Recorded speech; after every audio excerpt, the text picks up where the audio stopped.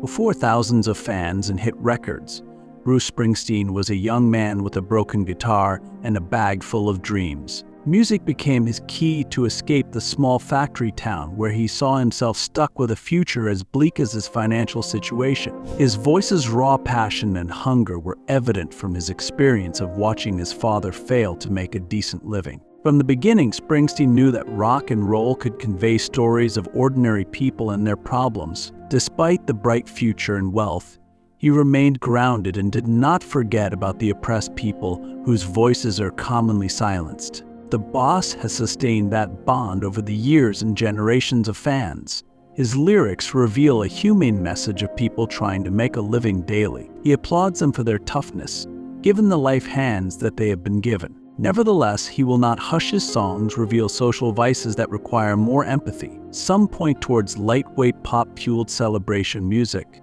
while others listen to a race man who refuses to let social wrongs go unaddressed. The artist places truth-telling over popularity and marketability, and he has lost fans and sales positions as a result. He hides the social messages behind the stereotype of fast cars and girls, and the deterioration of social structures that are there to protect people from profits. However, the boss does not transform into an angel and teach people lessons from above. He sings about his pain as if he were part of the song. So not a prophet, but a peer. He can say when his opinions are limited, his words need reconsideration. Indeed, he continues to grow as an artist. Year after year, decade after decade, Springsteen just rewrites the stories of the outcasts and at the same time reforms his views with eyes wide open, embrace wide open, and heart wide open. Maybe that pure truthfulness is the reason why people like him so much.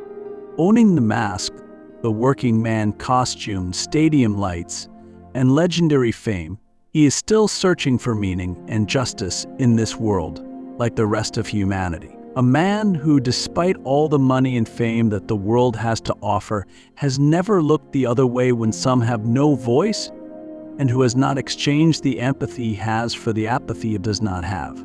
Is that not the kind of genuineness that we all look for in our celebrities?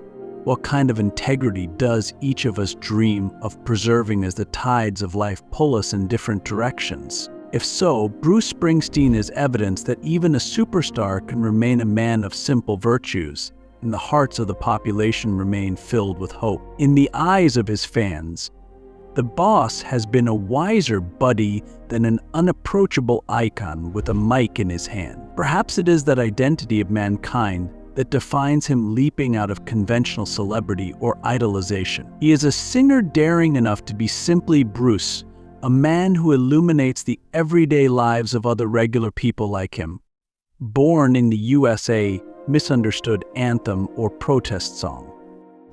Contrary to people's perception, Bruce Springsteen's Born in the USA is not entirely a patriotic song.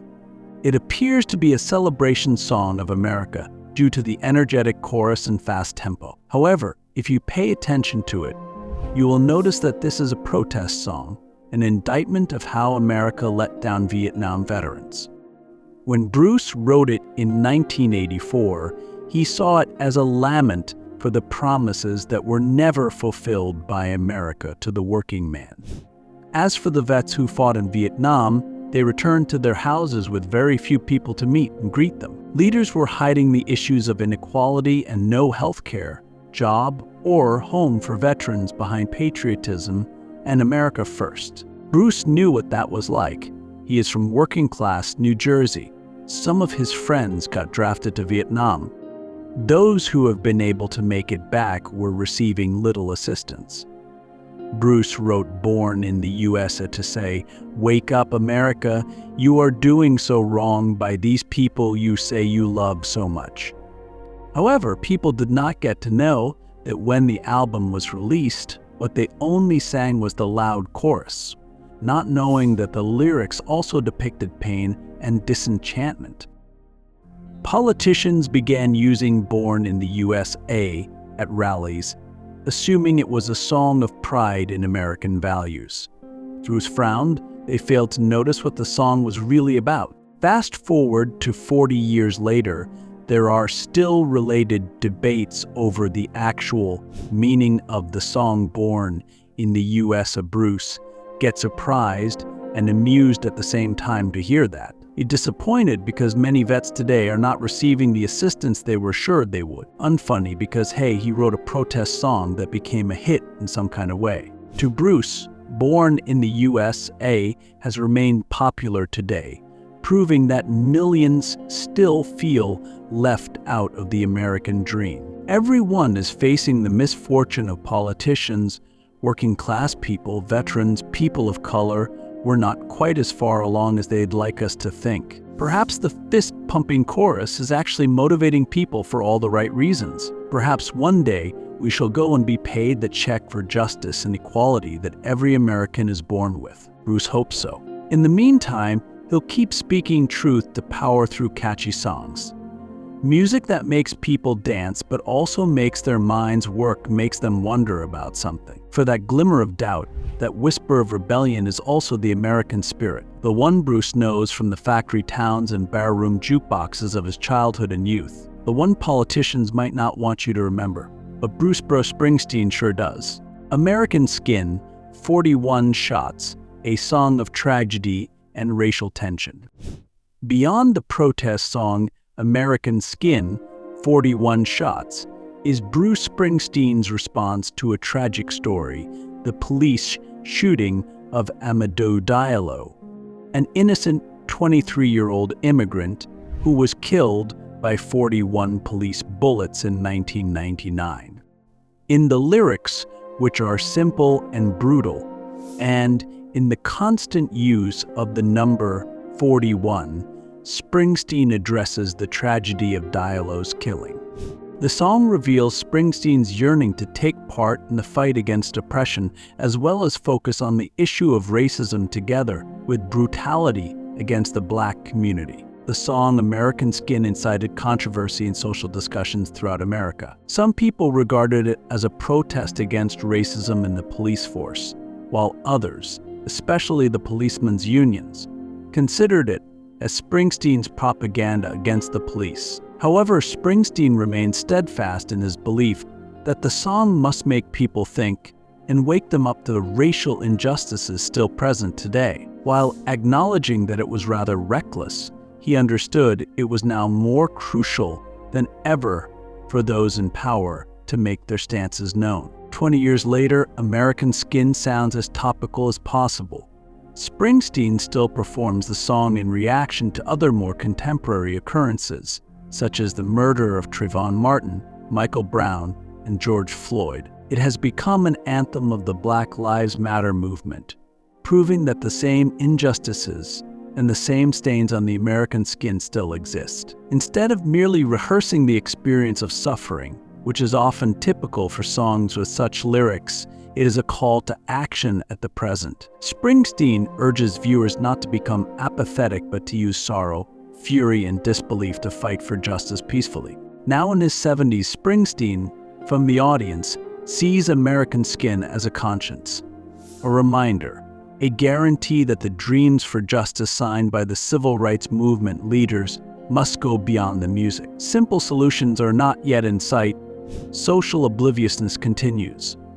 But Springsteen wants the song and the story of Amadou Diallo to go beyond those years and any specific political party. Perchance, American Skin has allowed one more heart to remain open, one more voice to be lifted through the decades. If any of song reception's lessons are apparent, open hearts and radical compassion are our most challenging and only way forward. The ghost of Tom Joad, class struggles, and modern injustices.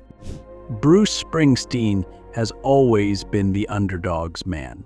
Starting with songs like The River and going up to songs like Born in the USA, he has been the voice of the oppressed working class. As in 1995's The Ghost of Tom Joad, Springsteen critiques the voiceless and forsaken in an unjust society.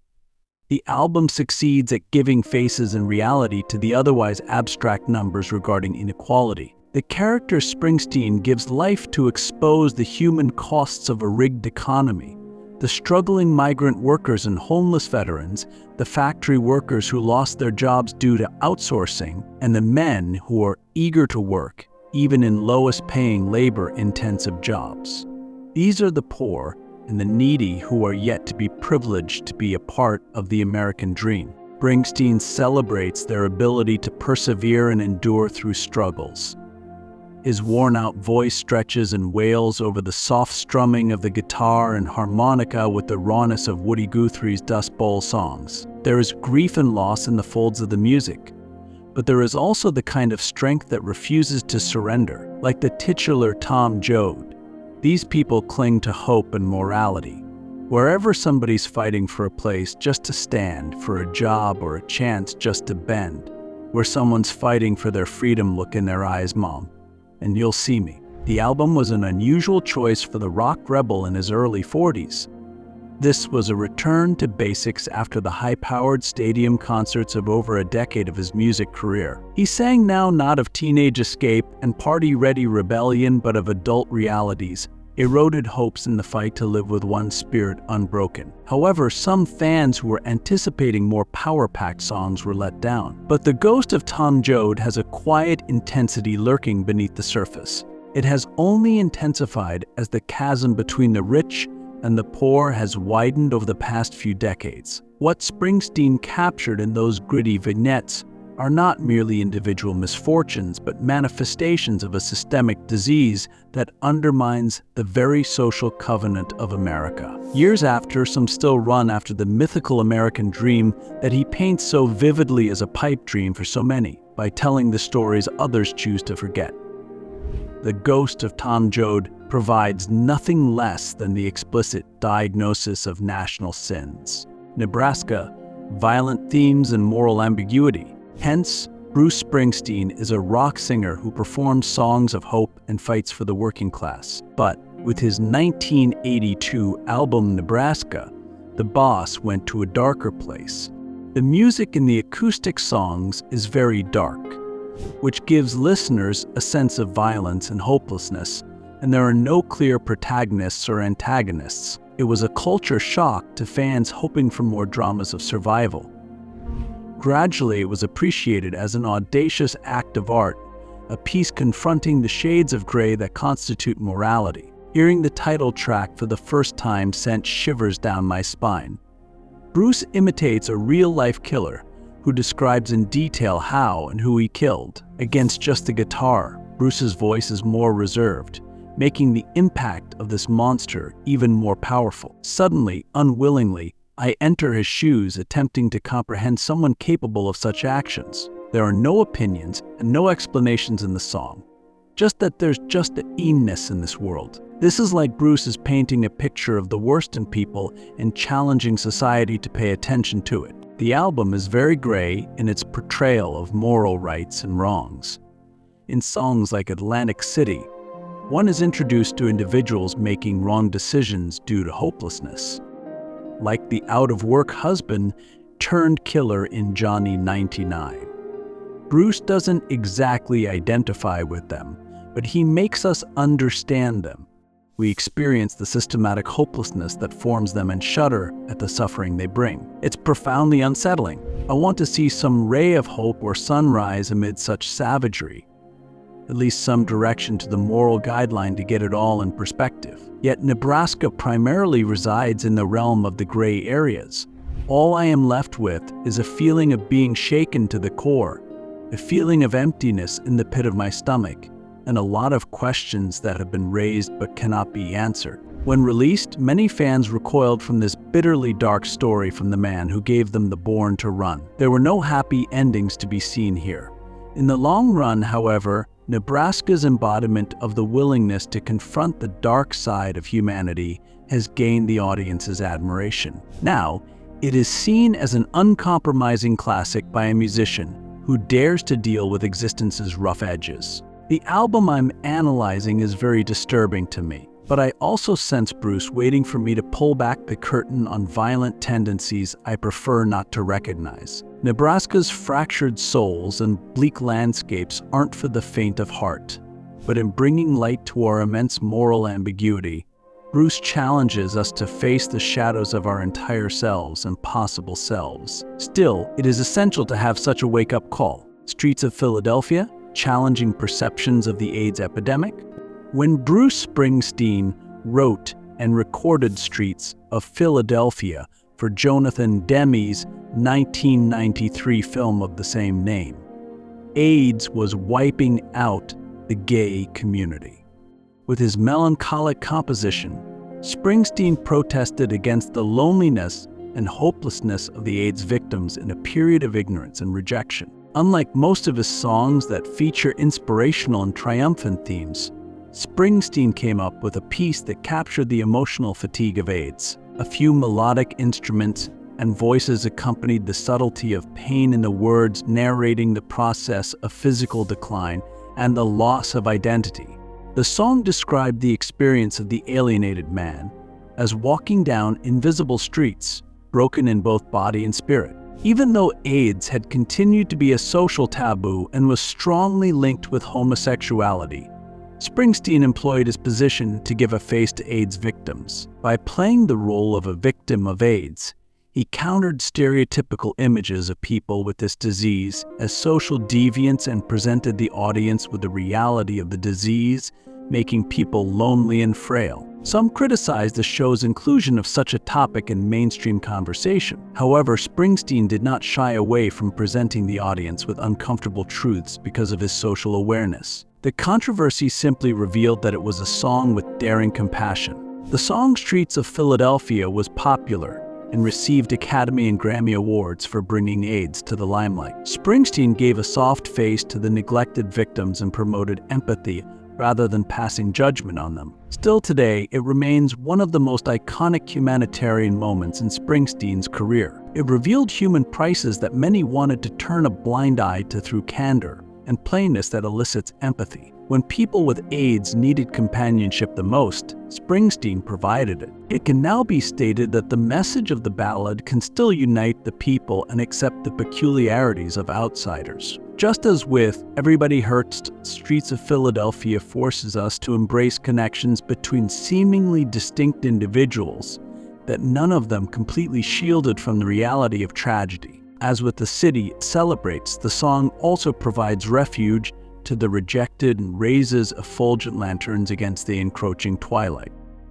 The Rising, reflecting on 9/11 and its impact.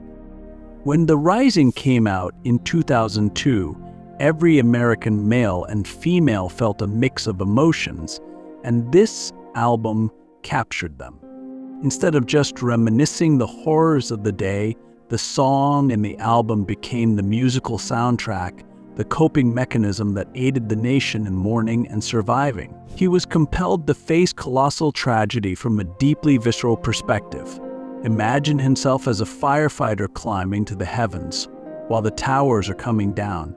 How painful must that have been? Still, he managed to direct all that emotion into something that touched the lives of millions. It also portrays the bravery of the first responders who bravely go to calamity to rescue others. I left the house this morning.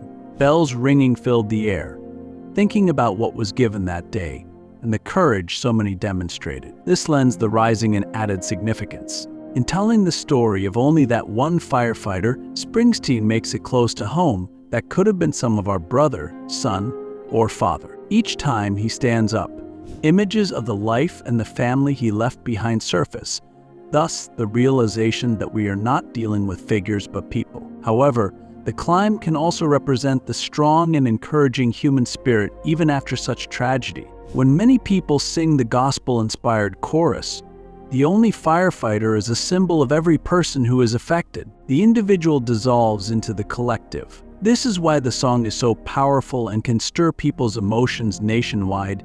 It conveys mourning and expectation. It was really wrenching to write and record music immediately after the 9/11 tragedy for both Springsteen and the band. Where does one start when trying to understand and express such trauma in art?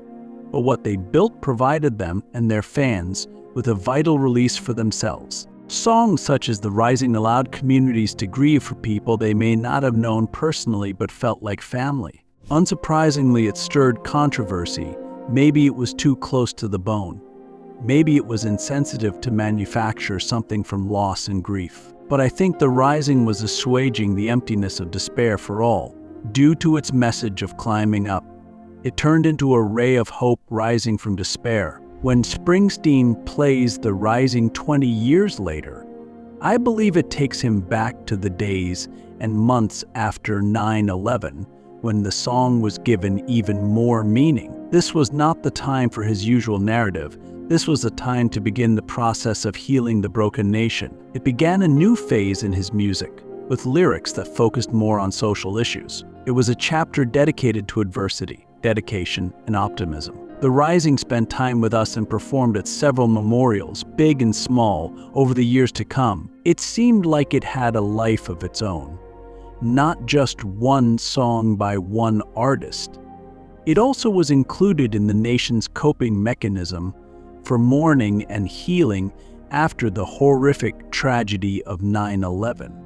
Hence, its core message's scope and emotive resonance will remain timeless. Shut Out the Light, a deep dive into post-war trauma. This sadness depicted by Bruce in Shut Out the Light will make even the hardest of hearts weep. She hugged that soldier boy when he was marching home, so glad she could finally hug her dear son again. But even an embrace could not help her mend the invisible scars that continued to ravage his thoughts. These visions pursued him even during his sleep, and he would wake up screaming while the rest of the world was at peace. I can only imagine him lying there in the darkness, all alone with a racing heart and the fear that took hold back there in the jungle. He must have felt so isolated from all he used to be a part of.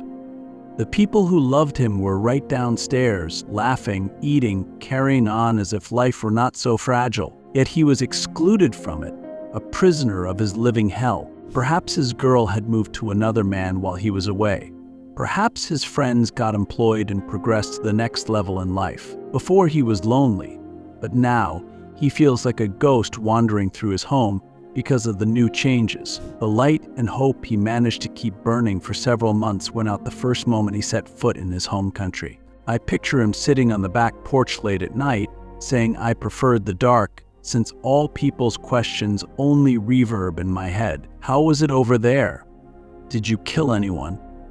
People expected him to tell them something, to describe the insanity. There are certain things in life that you just cannot put into words, and you surely can't forget. And so instead he would sit with his memories, becoming like enemy soldiers, who would sit with him all day and all night.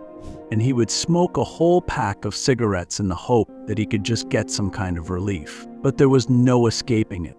That fear had lodged inside him, pushing out love until all he left was a shell. He had no place here anymore, but where did he have any place if not with his people? It makes me sad for that young man who has returned back from the war but continues to fight. His sweet mama pleads with him to open the door, "Won't you let me in?" as he sinks deeper into the abyss. She used to bandage his small injuries like the scraped knees when he was young. She could surely do it now, if only he would turn the spotlight on them. However, some pains are beyond human ability to heal, or even the bond between a mother and a child. The song then fades without providing any kind of resolution. We never know whether he could find his way back home again. Was a man dragged out of the dark to give a helping hand? Or was he simply lost in no man's land, in the twilight zone between the two worlds? Bruce leaves it open as art because the real story has no conclusion. Tonight, some lonely someone has nightmares that are worse than any of us can even imagine. It is the same people we owe it to that we listen. 57 channels and nothing on media criticism in a new age. Bruce Springsteen's 1992 song 57 Channels. And Nothing On is a commentary on the emerging cable and media culture of the time. Despite the apparent abundance of channels and choices available, Springsteen could discern a sense of alienation and isolation in this media-saturated culture. The title and repetition of the lyrics convey the sentiment of disappointment where, even with all the videos, there is a lack of substance. The song reflects on issues related to consumption and the passivity of media.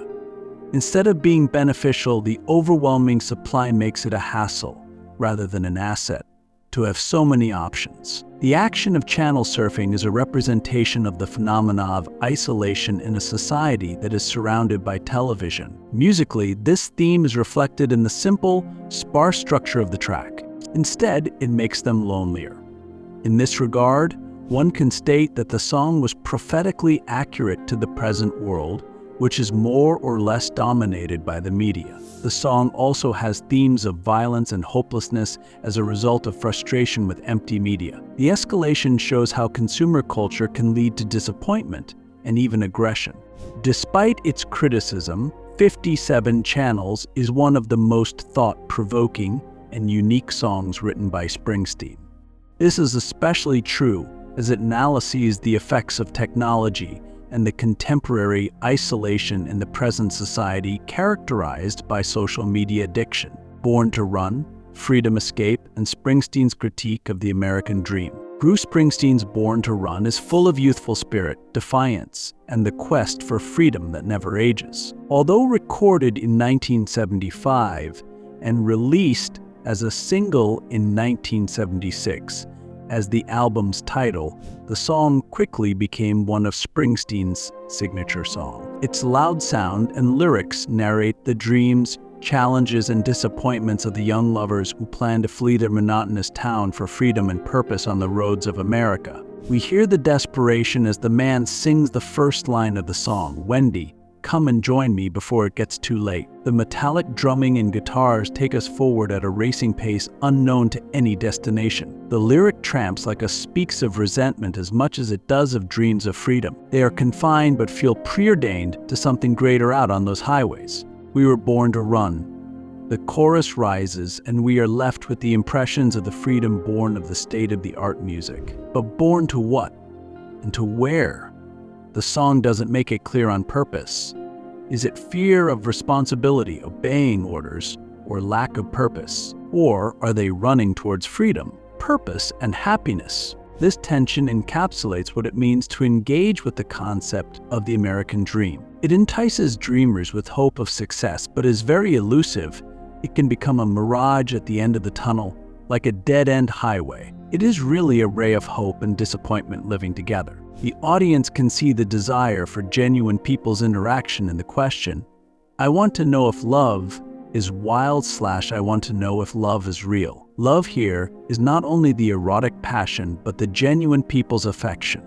It is the kind of love that allows us to experience life. It is love as freedom, as enlightenment. Aside from themes, fans can almost sense the lover's desperation through Springsteen's raw voice. The lyrics employ definite sensory images such as the amusement park rises bold and stark to locate us in the narrative. We are racing alongside them through the beats in the lyrics and the beat of the music. Even today, people can appreciate Born to Run because it deals with issues that have been relevant for decades. Each of us feels imprisoned by some situation at one point and wishes to escape. We look for love, purpose, and perception in our blind attempts at living a life. We start to move, stumble, and then try again to rise.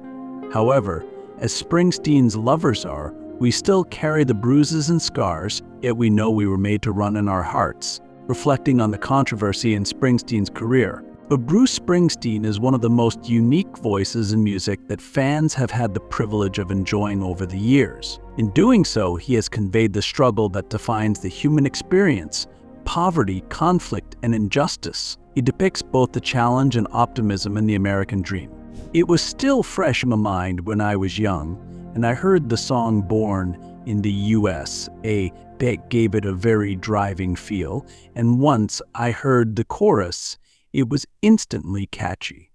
It took me some time to realize that the song is about a disillusioned Vietnam War veteran, and the song's narrative is indeed quite sad. Other artists might have been discouraged from adopting such a polarizing view because of the fear of consequences and how it would affect their career and image. However, for Bruce, the veteran's tale and those of other desperate people in the United States must be shared. Bruce prioritizes truth over money.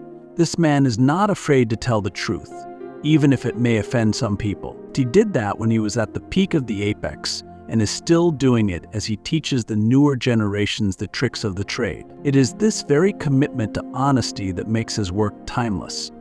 Sometimes people argue with the messages, but even so, his songs make people start thinking and discussing matters that might be serious, but they are things that we have to face. Some criticize Bruce for being too political. However, everything he writes about has a very human feel to it. He speaks for the people who suffer from deep suffering, isolation, and rage. In a way, he speaks these feelings into existence and creates the bridge that unites us all across the spectrum. It shows that we all have our challenges, no matter how much controversy there may be. These are uncertain and unsettled times, and people seem to be more divided on the political level than ever. Bruce does not claim to have the solutions. He cannot fix things with a lyric or chords on his guitar, but his songs enable us to look at each other more compassionately.